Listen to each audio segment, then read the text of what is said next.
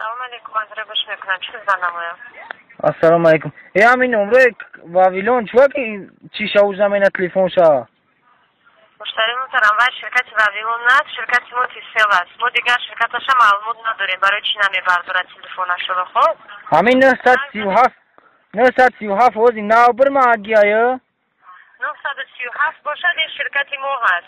آنمو قرض نمیتیا اگر 3 ماه استفاده برده باشد بله، اگر از 3 ماه کمتر باشد قرض نمیگیرد مشتری محترم. چوه کی ترا؟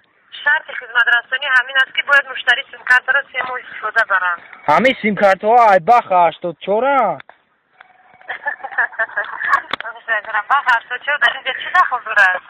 نه همو تنهایی سرگین همو وقتی که همو نه مشتری محترم های بالانس میبینه کد موسیقی بخ 84 را پیشنهاد کردگی هستن. اگر شما خواهید در جای بزرگتان همون سرود را میمونید. در چند سن میخرا؟ یکو مراکبه با $2 میگیرن.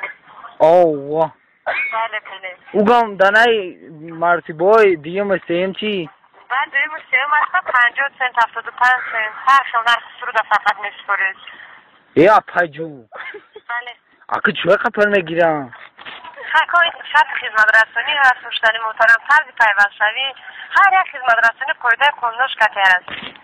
یا پجو بخدا زور گاب میزده نه اگو تای و همو گاب میزنن کو همو خجیگوتی ها اصلا همی گاب میزنن میگو چون چیان میترسی نه ترسیدم انجا انسان هستم.